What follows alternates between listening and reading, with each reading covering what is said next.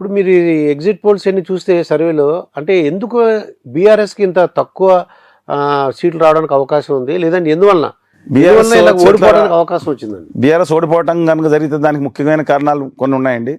మొట్టమొదటిగా తెలంగాణలో ఉన్న సమాజం పోరాటం తత్వం ఉన్న సమాజం, తెలంగాణ సాయుధ పోరాటంతో భూమి కోసం, ముక్తి కోసం, విముక్తి కోసం అని చెప్పి ఆ రోజు చేసిన ఆ పోరాటాన్ని ఎవరు కూడా మనం తక్కువ వేయడానికి వీలేదు. ఆ నరనర జీర్ణించుకుపోయి ఉంది. తెలుగు జాతి బిడ్డల్లో కూడా పోరాట తత్వం ఉంది. దాంట్లో భాగమే కదా తెలంగాణ సమాజం కానీ, కోస్తా కానీ, రాయలసీమ కానీ అందరూ సమాజమే. అందువల్ల అందులో వాళ్ళు ఏం జరుగుతుందంటే ఏకస్వామి వ్యక్తిత్వాన్ని అన్నిసార్లు ఒప్పుకోవచ్చు, ఒకసారి ఒప్పుకోవచ్చు. ఏమవుతుందంటే ఇదంతా కూడా నెపోటిజం. కేసీఆర్ గారి మీద వచ్చింది నెపోటిజం అంటే ఒకళ్ళే కుటుంబం పాలన ఒకటి, రెండోది కాళేశ్వరం అవినీతి, ఇవన్నీ కూడా ఆయన మీద వచ్చిన నెగిటివ్స్ ఒక విధంగా. రెండో విషయంగా చూస్తే హామీల విషయం చూస్తే దళిత 3 ఎకరాల భూమి యాక్చువల్గా ఇంప్రాక్టికల్ అండి. అది భూమి అంత లేదు. మరి ఎందుకు హామీ ఇచ్చారు ఆ రోజు తెలంగాణ దాంట్లో? కానీ ఇవ్వాల్సిన అవసరం ఉంది చాలా మంది. ఇది డబుల్ బెడ్రూమ్ ఇల్లు ఒకటిను, ఇది దళిత బంధు పథకం. దీంట్లో ఏమవుతుందంటే దళిత బంధు కూడా కొంతమందికి ఇవ్వటం, దాంట్లో 10 లక్షలు ఇవ్వకుండా మధ్యలో కొంత కమిషన్ తీసుకున్నారని పేరు రావటం. సరే ఏదో విధంగా కొంతమందికి ఇచ్చిన, ఒక ఊళ్ళో 10 మందికి ఇస్తే 100 మంది 90 మంది వ్యతిరేకం కావటం. డబుల్ బెడ్రూమ్ ఇద్దరికి ఇస్తే మాకు ఇంకా రాలేదయ్యా మళ్ళీ వస్తుంది అనుకుంటాం. ఇవన్నీ కూడా వ్యతిరేకంగా పనిచేసినాయి. ఆయనకు అనుకూలంగా చూడాల్సిందంటే రేట్ ఎక్కువ పెట్టుకున్నారు. ఏదైనా 24 గంటల కరెంటు ఈ దేశంలో ఎక్కడ ఇస్తున్నారు లేదో వెరిఫై చేసుకోండి. వ్యవసాయ భూములకి ఫ్రీగా వాళ్ళు ఎక్కడెక్కడ ఉత్తరభారత జనతా పార్టీ మిగతా వాళ్ళు చెప్తున్నారు కదా, వాళ్ళు తీసుకుంటుంది డెఫినెట్గా అదొకటి మిషన్ భగీరథ, మిషన్ కాకతీయ, చెరువులు కానీ నీళ్లు కానీ లేదా ఇంటింటికి నల్ల చాలా వరకు వచ్చే పరిస్థితి డెఫినెట్గా సక్సెస్ అయింది. దాంట్లో మైనస్లు ఉన్నాయి, ఐఎమ్ నాట్ డినైయింగ్ దట్.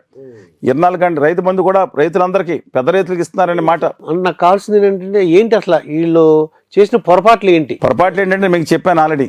ఒక ప్రజల్లో ఒక మార్పు. నేను చాలా మంది అడిగారు ఏంటి కేసీఆర్ చేసిండే ఓ పాలి అది ఒకసారి ఇంకో పట్టు ఇంకోళ్ళని చూద్దాం, ఎందుకు చూద్దాం అంటే ఇంకోళ్ళని చూద్దాం ఇంకా బాగా చేస్తారేమో. ఇది మెయిన్ అండి. నిత్యావసర వస్తువుల ధరలు పెరిగిపోయినాయి, గ్యాస్ బండ, పెట్రోల్ ధరలో నిత్యావసరం కాకపోయినా కొంత ఇంపాక్ట్. అలాగే ఆయిల్ రేట్లు ఇవన్నీ ఈయనకి అదే పెంచింది కేంద్ర ప్రభుత్వం, ఉత్తర భారతీయ జనతా పార్టీ ప్రభుత్వం పెంచింది. ఆయిల్ అంతా కాట్లంతా ఆదాని గారి కంట్రోల్ ఉంటుందని జనం ఎవరు వినిపించుకోరండి. స్టేట్ జిఎస్టీ తగ్గించవచ్చు అంటున్నారు. అది కాదండి, కేంద్రం ఏం చేస్తుంది, మొత్తం దోచుకుని రాష్ట్రాలన్నీ దోచుకునే పరిస్థితికి వెళ్తుంది. కేంద్రం 100 రూపాయలు పెంచి 10 రూపాయలు తగ్గిస్తుంది. చప్పట్లు కొట్టుకోవాలి. ఏం మనుషులు మాట్లాడుతున్నారు రెండు వాళ్ళు? నేను అడుగుతున్నాను, గ్యాస్ బండ్ 400 రూపాయలు ఉంది, కేసీఆర్ 1 రూపాయి పెంచాడా? 1200 చేసింది ఎవరండి? కేంద్ర ప్రభుత్వమే కదా. కేంద్ర ప్రభుత్వం కదా. పైగా రాష్ట్రాలకు వాటా వస్తుందని చెప్పి సుంకాల పేరు మీద పెంచేసింది వాళ్ళ పెట్రోల్. ఇప్పుడు 50 రూపాయలు పెంచి 5 రూపాయలు తగ్గించాను, చప్పట్లు దంచుకోండి. ఎలాగండి? 1 రూపాయి తెలంగాణ ప్రభుత్వం పెంచిందని నేను అడుగుతున్నాను. పెంచలేదు. ఈ దేశంలో తెలంగాణలో 109 రూపాయలు ఉంది, బొంబాయిలో 106 రూపాయలు ఉంది. పాలించేది మీరే కదా. మీరు చిన్న రాష్ట్రాలు వేరండి. మీరు ఎందుకు పెంచారు? సుంకాలు ఎందుకు పెంచారు? 2014లో కాంగ్రెస్ పార్టీ ఏ రోజు ఉందో 6 ట్యాక్సులు తగ్గించండి, రాష్ట్రానికి ఆటోమేటిక్గా తగ్గుతాయి, రాష్ట్రం ట్యాక్సులు కూడా తగ్గుతాయి. అంటే బీఆర్ఎస్ లో ఓడిపోవడానికి గల కారణాల్లో అంటే ఫ్యామిలీ మెంబర్సే, అంటే కవిత గారు నేను చెప్పాను కదా, మొట్టమొదటిది కాళేశ్వరం కానీ ఇది కానీ మిగతా అవినీతి ఆరోపణలు. రెండోది నెపోటిజం, వాళ్ళందరికీ కుటుంబం పాలన కానీ ఈ విధంగా చేస్తున్నారు, ఎప్పుడు ఇళ్ళేనా అనేది రావటం. మూడోది దళిత బంధు కానీ, 2 డబుల్ బెడ్రూమ్ ఇళ్ళు కానీ, 3 ఎకరాలు కానీ అది అమలు చేయలేదు, చెప్పేది ఒకటి చేసేది ఒకటి. ఈ కారణాలు 6-7 కారణాలు ఉంటాయండి. ఒకసారి చూద్దాం. ప్రజలను కలుసుకున్న ఛాన్స్ కూడా లేదనుకుంటాడు. కానీ ఒకటి ఏకస్వామి పాలన ఉంది. అంటే యాక్చువల్గా హరీష్ రావు గారు బెటర్ పొలిటీషియన్ అండి. అందరినీ కలుసుకుని ఇవాళ కూడా 50-60 వేల ఓడిపోయిన మెజార్టీ వస్తుంది అనుకుంటే 1,00,000 మెజార్టీ వచ్చింది ఇంతకుముందు. కానీ కేటీఆర్ గారు బికాస్ ఆఫ్ హిజ్ వర్క్ వల్ల 24 గంటల ప్రజలను కలుసుకునే నాయకులను కలుసుకుంటంలో కూడా బిజీగా ఉన్నారు. మాట్లాడతాం వేరు. కేసీఆర్ కంప్లీట్గా శ్వేతసౌధం అంటే ప్రతిబోధన అంటే వైట్ హౌస్ అని మనం అనొచ్చండి దాన్ని. ఆయన దాంట్లో ఎలుగుపుగా ఉండిపోయారు. ఆయన చాకచక్యంగా ప్రయాణాలు వేస్తూనే ఉన్నారు, కానీ ప్రజల నుంచి దూరం అయిపోయారులేదు చూసుకోండి. ఎప్పుడు దగ్గరగా లేదనేది వేరే విషయం. కానీ తెలంగాణ ఉద్యమ సమయంలో ప్రజలు దగ్గరగా మానసికంగా ఫీల్ అయ్యారు ఆయన. తర్వాత ప్రత్యేక తెలంగాణ ఉద్యమకారులు కొంతమంది కూడా డెఫినెట్గా యాంటీ అవ్వటం. ఇవాళ ఆంధ్రప్రదేశ్తో పోల్చుకుంటే ఆంధ్రప్రదేశ్లో సమైక్యాంధ్ర ఉద్యమంలో, ప్రత్యేక ఉద్యమంలో చనిపోయిన వాళ్ళకి 1 రూపాయి కాదు, కనీసం మొహం కూడా చూసిన దాఖలాలు లేవా? దిక్కుమాలిన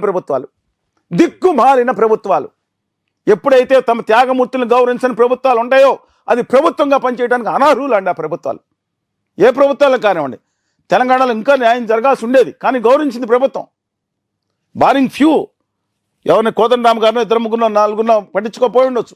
అందశ్రీ గారు కానీ గొప్పవాళ్ళు, నాకు పనిచేస్తున్నారు. కానీ మిగతా వాళ్ళని చాలా మంది గౌరవించింది, ఇంకా గౌరవించాల్సి ఉండదు. ఆంధ్రప్రదేశ్లో అసలు గౌరవమే లేదు కదండి. అహంకారం తప్పితే గౌరవమే లేదు. కేసీఆర్ గారు అహంకారం దాటిపోయి అంటే సెపరేట్గా ఉన్నారు. ఆ రోజు చంద్రబాబు నాయుడు గారిని జగన్మోహన్ రెడ్డి గారు అంటే మళ్ళీ పరదాల్లో తిరుగుతున్నారు. కానీ బిఫోర్ దట్ ప్రజల్లో ఉన్నాడు ఆయన. చంద్రబాబు గారు సన్ని వాళ్ళ ప్రజల్లో ఉన్నారు. అధికారులు రాగానే దూరం అవుతూ ఉంటారు ఎందుకనో. బట్ అది వేరండి. ఇక్కడ తెలంగాణలో డెఫినెట్గా హరీష్ రావు గారి type style of functioning is different.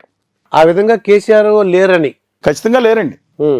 అంటే నాయకులు కూడా ఎమ్మెల్యేలకి ఎంపీలకు కూడా యాక్సెస్ లేదని అంటున్నారు. లేదని అంటాం ఏంటంటే మీరు అడిగితే చెప్తారు కదా తర్వాత ఇంటర్వ్యూ రేపైనా సరే. అందువల్ల అది నేను బట్ వాళ్ళు కానీ ఒకటి చెప్తున్నా అడ్వాంటేజ్ ఏంటంటే కేటీఆర్ గారు దేని మీద కాన్సన్ట్రేట్ చేశారు, సాఫ్ట్వేర్లో చంద్రబాబు నాయుడు గారు పునాది వేశారు. అంతకుముందే బేస్ ఉండొచ్చు, పునాది వేసి దాకా తీసుకెళ్తే రాజశేఖర్ గారు పగిలేపారు. వాళ్ళ కేటీఆర్ గారు 2,41,000 కోట్ల రూపాయలు software exports Telangana base exports స్టేజ్కి తీసుకెళ్లడంలో వాళ్ళ స్వయం డెఫినెట్గా రాష్ట్ర ప్రభుత్వం తోడ్పాటు. లేదంటే ఎలాగుతుంది 9,15,000 మంది ఉద్యోగాలు ఇవాళ ప్రత్యక్షంగా సాఫ్ట్వేర్ ఎంప్లాయీ రంగంలో కలిగిన దాంట్లో 4 లక్షలు కొత్తగానే వచ్చినాయి.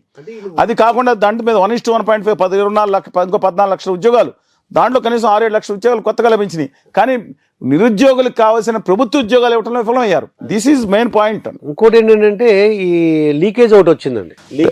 వాళ్ళు ఇప్పుడు బరిలెక్కకి అంత ఇమేజ్ వచ్చిందంటే కారణం ఏంటి? నెగ్గపోయి ఉండొచ్చు, దట్ డిఫరెంట్ ఇష్యూ. ఆవిడని ఒక సింపుల్గా ఆవిడ ఒక నెగ్గుతుందా, ఆవిడ మాటలో పరిణితి లేదనేది విమర్శలు చేసేవాళ్ళు విమర్శలు పక్కన పెట్టండి. ఆవిడ తెలంగాణ యువతలో గూడు కట్టుకున్న నైరాశ్యానికి తమ యొక్క నిరుద్యోగుల యొక్క ఉద్యోగ దానికి ఒక నిదర్శనం కింద ప్రజలు సపోర్ట్ చేశారు. అదొకటి కారణం అయి ఉండొచ్చండి. ముఖ్యమైన కారణం ఏంటంటే నిరుద్యోగులు. కానీ ఒకటి మాత్రం అర్థం చేసుకోవాలి, 2 లక్షల ఉద్యోగాలు రాగానే అనౌన్స్ చేస్తున్నారు.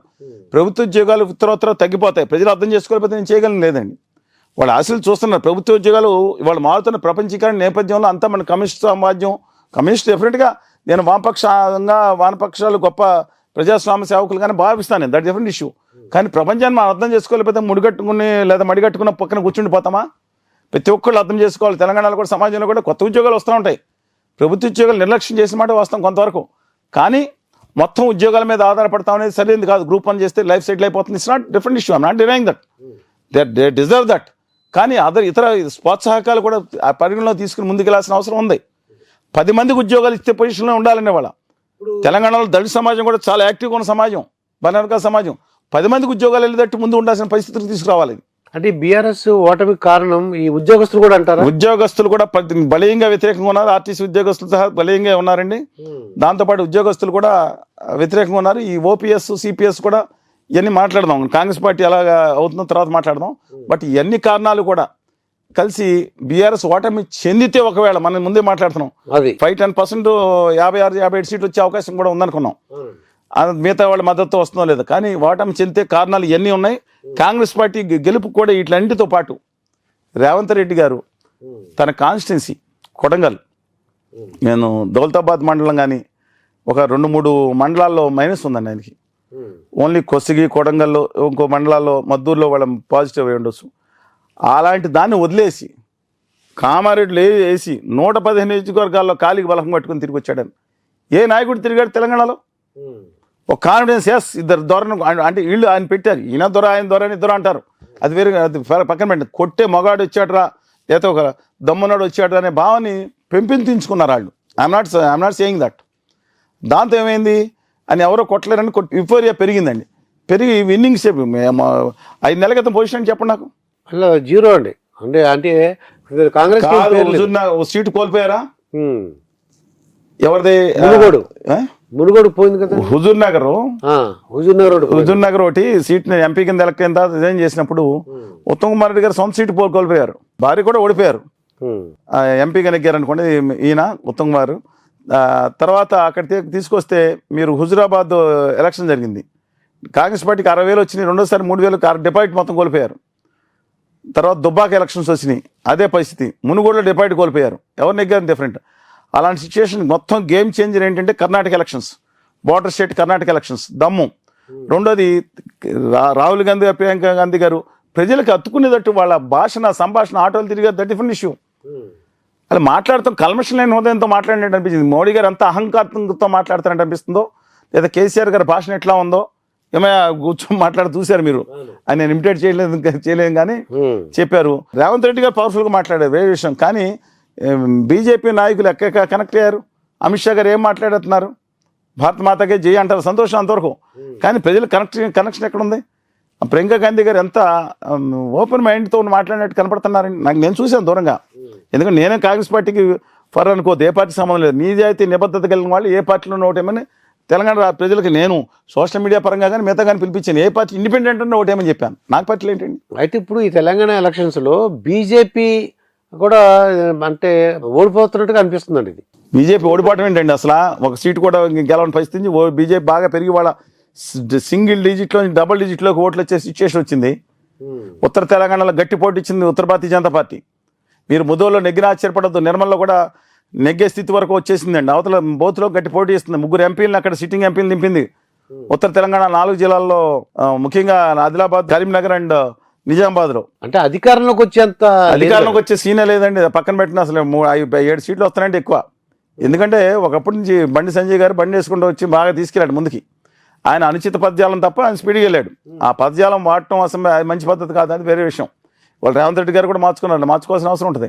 జోష్ తెచ్చుకున్నారు కానీ ఉంటుంది. బట్ డిస్పైట్ దట్ స్టేజ్ తీసుకెళ్లారు. అంటే బీజేపీలో లోపాలు ఏంటంటారు? బీజేపీ లోపం ఏంటంటే ఇక్కడ తెలంగాణ ప్రాంతానికి న్యాయం చేయడం మానేసి మతాన్ని కులాన్ని అడ్డం పెట్టుకుని పైకి చేయడానికి చూసిన రాజకీయం మంచి పద్ధతి కాదు. అది ఖచ్చితంగా చెప్తాను. ఇవాళ డెఫినెట్గా వాళ్ళు న్యాయం చేయాలి, ఒక నేషనల్ ప్రయారిటీ ఇవ్వాలి, విభజన హామీలు అమలు చేయాలి.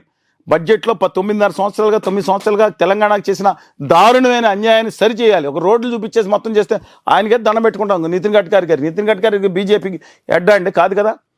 అందుకని దుర్మార్గంగా అన్యాయం చేసేసి కులాన్ని మతాన్ని అడ్డం పెట్టుకుని రావడం ఏంటంటే ప్రజలు రెచ్చగొట్టేసి మాట్లాడితే భాగ్యలక్ష్మి పేరు మీద లేదా భాగ్యమతి పేరు మీద కులిగు దృష్టి ప్రేయస్ పేరు మీద హైదరాబాద్ నగరం మార్చేస్తా. హైదరాబాద్ నగరం మారిస్తే కూడి పెడతాండి. భాగ్యనగరాన్ని మారుస్తారని చెప్పి వచ్చి వాళ్ళు ప్రచారం చేస్తా ఉన్నారు. భాగ్యమతి పేరు అయితే గొప్పేమో ఆయనకి. యోగి ఆదిత్యనాథ్ గారు గవర్నీయులు మధ్య ఆయన వచ్చారు, లేకపోతే భారతీయ జనతా పార్టీ గవర్నర్ కృష్ణరెడ్డి గారు మాట్లాడతారు. భాగ్యమతి పేరు మీద పెడతాం, లేదా ఇంకోళ్ళ పేరు పెడతాం, భాగ్యనగరం పెట్టుకుంటాం, కులిగు ప్రేయస్ పేరు పెట్టుకుంటారు, ఇంకోళ్ళు పెట్టుకుంటారు. మీరు హైదరాబాద్ ప్రజల యువత భవిష్యత్తు బాగు చేస్తానికి వస్తున్నామని పెట్టండి, భవిష్యత్తును మారుస్తామని చెప్పండి. ఐటీఏఆర్ ఇవ్వలేదు. 9.5 సంవత్సరాలైన తెలంగాణలో యువత బాధపడుతూ ఉన్నారు. 4 ఐటీఆర్ క్యాడర్లు కానీ డెవలప్ చేస్తుంటే కనీసం ఇంకో 10 లక్షల ఉద్యోగాలు వచ్చాయి. దాని మీద మాట్లాడరు. 4,000 కోట్ల రూపాయలు ఇచ్చి పెంచాం రైల్వేకి అంటున్నారు. 2023-24 బడ్జెట్లో ఉత్తరాఖండ్ ఇంత బుడ్డ స్టేట్, దానికి 5,000 కోట్లు ఇచ్చారు. 19,600 కోట్ల రూపాయలు మీ బుల్లెట్ ట్రైన్ గుజరాత్కి వేసుకోవడానికి 2023-24 బడ్జెట్లో కేటాయించి తెలంగాణకి ఆంధ్రప్రదేశ్కి ఒక్క రూపాయి కేటాయించలేదు మెట్రోలకి. అది కాకుండా మెట్రోలకు 19,300 కోట్లు కేటాయించారు. ఇక్కడ తెలంగాణలో తెలుగు జాతి ప్రజలు ఎవరు కాదు. ఇక్కడ మాట్లాడితే మతం మీద ఉద్యమాలు చేస్తారు, మతం మీద తీసుకొస్తాం, మతంతో తీసుకొస్తాం, కులంతో తీసుకొస్తాం. వీళ్ళు కులం గురించి మాట్లాడతారు ఏంటండి? కాంగ్రెస్ పార్టీని మేము ఆ రోజు ఆంధ్రప్రదేశ్ విభజన చేసిన నమ్మద్రోహం గుర్తుంది. డిస్పైట్ దట్ నేను చెప్తున్నాను. ఇంకో పాయింట్ ఏంటంటే అండి, బండి సంజయ్ మార్చారు సడన్ గా. బండి సంజయ్ గారిని మార్చారు. కేసీఆర్ గారు ఆజ్ఞ ప్రకారం మార్చారని కొంతమంది కంప్లైంట్ చేస్తా ఉన్నారు. రేవంత్ రెడ్డి గారు డిఫరెంట్ ఇష్యూ. నేను నమ్ముతాను దట్ డిఫరెంట్ ఇష్యూ. కానీ ఇవాళ లోపాల గురించి బీజేపీ ఎందుకు ఓటమి పాలైంది, లోపాలు ఏంటని తెలుసు. కాంగ్రెస్ పార్టీ ఎట్టి పరిస్థితుల్లోనూ తెలంగాణలో అధికారంలో వస్తే సౌత్ టు నార్త్ సర్కిల్ ఏర్పడుతుంది. అది దక్కన్ పీఠము